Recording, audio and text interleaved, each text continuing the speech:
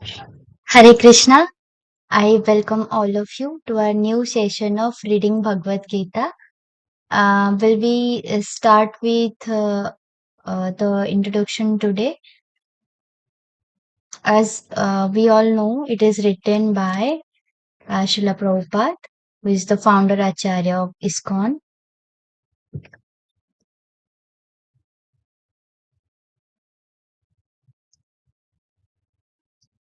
Yes, we'll start with the preface today. Okay, first we'll do the Mangalacharan. Today we'll do the whole Mangalacharan. I will upload the audio also in my channel.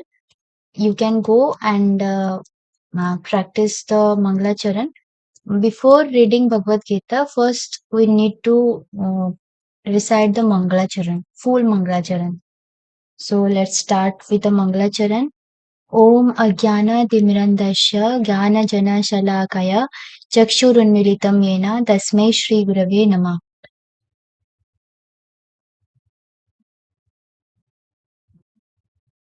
Sorry, I forget to share my screen. Okay, now it's visible. ॐ अज्ञानतिमिरान्धस्य ज्ञानजनशलाकया चक्षुरुन्मीलितं येन तस्मै श्रीगुरवे नमः. श्रीचैतन्यमनोभीष्टं स्थापितं येन भूतले स्वयं रूपः कदा मह्यं ददाति स्वपदान्तिकम्. वन्देऽहं श्रीगुरु श्रीयुतपदकमलं श्रीगुरुं वैष्णवांश श्रीरूपं साग्रजातं सहगण रघुनाथं त्वां त्वं सजीवम् साद्वैतं सावधूतं परिजनसहितं कृष्णचैतन्यदेवं श्रीराधा कृष्णपादान् सगणललिता श्रीविशाखान्वितांश हे कृष्ण करुणा सिन्धु दीनबन्धु जगत्पते गोपेश गोपिकान्त राधाकान्त नमस्तुते तप्त काञ्चन गौराङ्गी राधे वृन्दावनेश्वरी वृषभानुसुते देवी प्रणमामि हरिप्रिये वाञ्छाकल्पतरुभ्यश्च कृपा सिन्धुवैव च पतितानं पावनेभ्यो वैष्णवेभ्यो नमो नमः. Now we'll do Srila Prabhupada's pranam mantra. नमो विष्णुपादाय कृष्णप्रेष्ठाय भूतले श्रीमते भक्तिवेदान्त स्वामिनिते नामिने नमस्ते सारस्वते देवे गौरवाणी प्रचारिणि निर्विशेष शून्यवादे पाश्चात्य देशतारिणि जय श्री कृष्ण चैतन्य प्रभु नित्यानंद श्री अद्वैत गदाधर श्रीवासादि गौर भक्त वृंदा हरे कृष्णा कृष्ण कृष्ण हरे हरे हरे राम राम राम हरे हरे ओम नमो भगवते वासुदेवाय ओम नमो भगवते वासुदेवाय ओम नमो भगवते वासुदेवाय. So here we'll not try to understand the meaning. We'll just read the whole book. So today we'll be starting with preface. Originally, I wrote Bhagavad Gita as it is in the form in which it is presented now. When this book was first published, the original manuscript was unfortunately cut short to less than 400 pages, without illustrations and without explanations for most of the original verses of the Srimad Bhagavad Gita. In all my other books, Srimad Bhagavatam, Sri Isha Upanishad, etc., the system is that I give the original verse, its English transliteration, word for word Sanskrit English equivalents, translation and purports. This book This makes the book very authentic and scholarly and makes the meaning self evident. I was not very happy. Therefore, when I had to minimize my original manuscript, but later on, when the demand for Bhagavad Gita as it is considerably increased, I was requested by many scholars and devotees to present the book in its original form.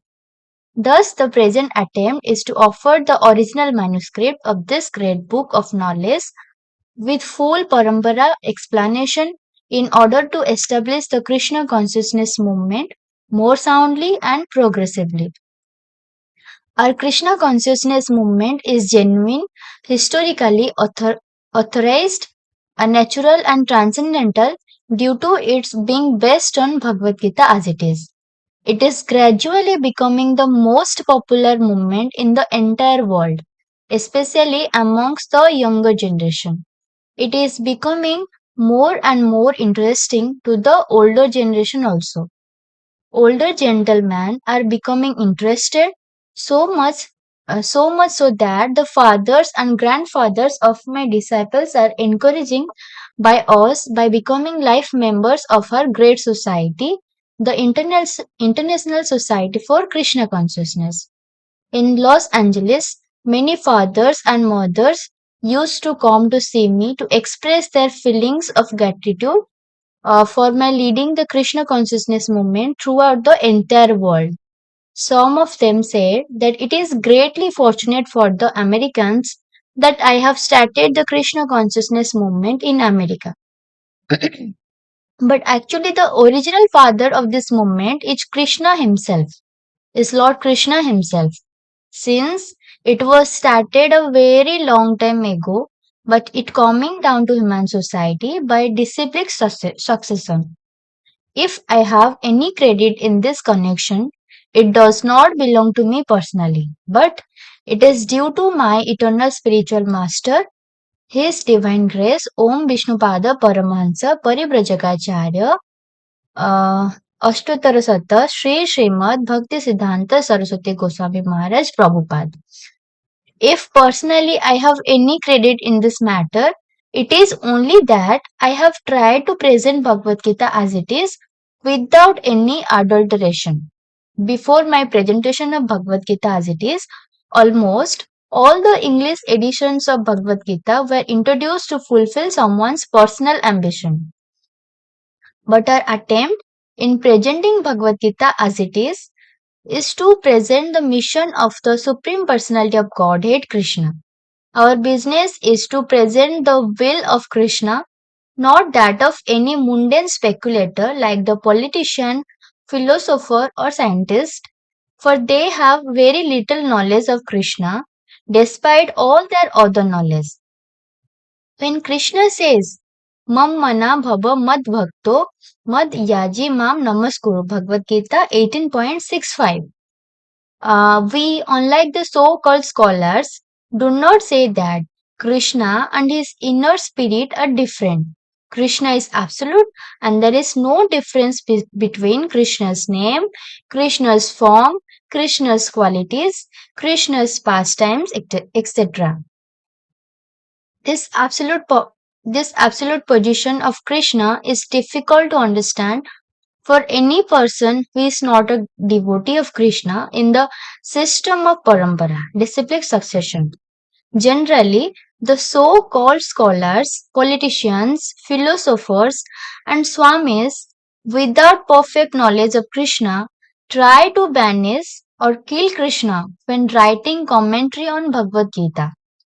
Such unauthorized commentary upon the Bhagavad Gita is known as Mayavada Bhasya, and Lord Chaitanya has warned us about this unauthorized man. Lord Chaitanya clearly says that anyone who tries to understand Bhagavad Gita from the Mayavadi point of view will commit a great blunder. The result of such a blunder will be that the misguided student of Bhagavad Gita will certainly be bewildered on the path of spiritual guidance and will not be able to go back home, back to Godhead. Okay, let's continue. Our only purpose is to present this Bhagavad Gita as it is in order to guide the conditioned student to the same purpose for which Krishna descends to this planet once in a day of Brahma or every uh, years. This purpose is stated in Bhagavad Gita, and we have to accept it as it is. Otherwise, there is no point of trying to understand the Bhagavad Gita and its speaker, Lord Krishna. Lord Krishna first spoke Bhagavad Gita to the sun god some hundreds of millions of years ago. We have to accept this fact and thus understand the historical significance of Bhagavad Gita without misinterpretation on the authority of Krishna. To interpret Bhagavad Gita without any reference to the will of Krishna is the greatest offense. In order to save oneself from this offense, one has to understand the Lord as the Supreme Personality of Godhead, as he was directly understood by Arjuna, Lord Krishna's first disciple. Such understanding of Bhagavad Gita is really profitable and authorized for the welfare of human society in fulfilling the mission of life. The Krishna consciousness movement is essential in human society, for it offers the highest perfection of life. How it is so, how this is so is explained fully in the Bhagavad Gita. Unfortunately, mundane wranglers have taken advantage of Bhagavad Gita to push forward their demonic propensities and mislead people regarding right understanding of the simple principles of life. Everyone should know how God or Krishna is great, and everyone should know the factual position of the living entities. Everyone should know that a living entity is eternally a servant, and that unless one serves Krishna, one has to serve illusion in different varieties of the three modes of material nature and thus wander perpetually within the cycle of birth and death. Even the so called liberated Mayavadi speculator has to undergo this process. This knowledge constitutes a great science, and each of every living being has to hear it from his own interest. People in general, especially in this age of Kali, are enamored by the external energy of Krishna, and they wrongly think that by advancement of material comforts, every man will be happy. They have no knowledge that material or external nature is very strong, for everyone is strongly bound by the stringent laws of material nature. A living entity is happily the part or parcel of the Lord, and thus his natural function is to render immediate service to the Lord. By the spell of illusion, one tries to be happy by serving his personal sense gratification in different forms, which will never make him happy. Instead, to Instead of satisfying his own personal material senses, he has to satisfy the senses of the Lord. That is the highest perfection of life. The Lord wants this and he demands it.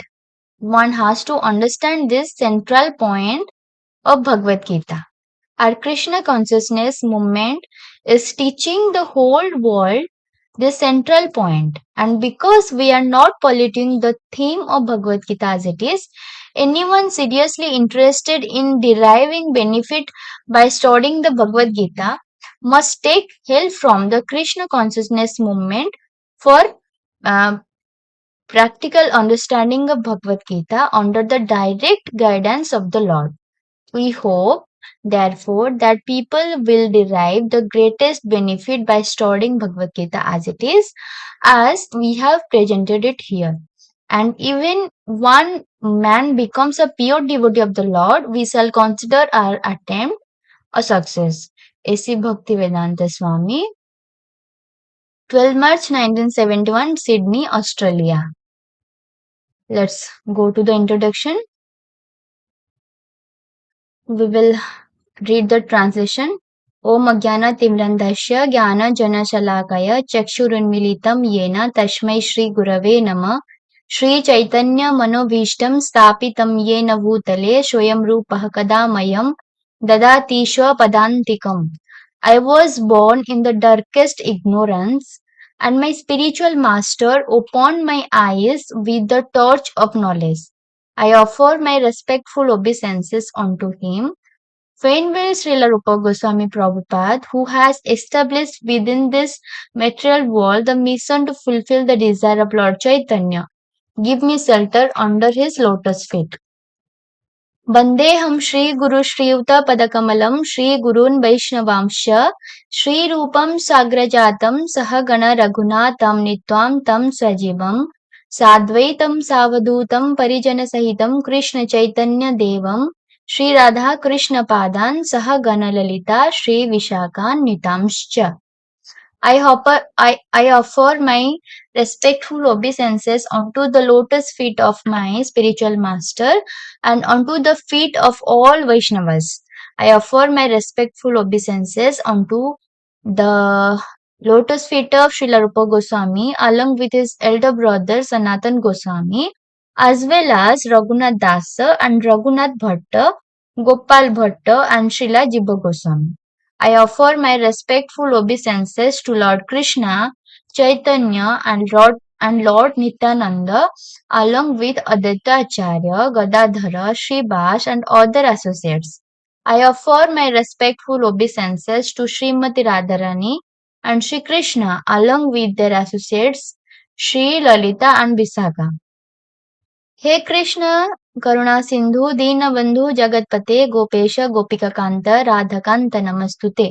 O my dear Krishna, you are the friend of the distressed and the source of creation. You are the master of the gopis and lover of Radharani. I offer my respectful obeisances unto you. Tapta Kanchana Gaurangi Radhe Vrindavaneshwari Vrishabhanu Sute Devi Pranamami Hari Priye.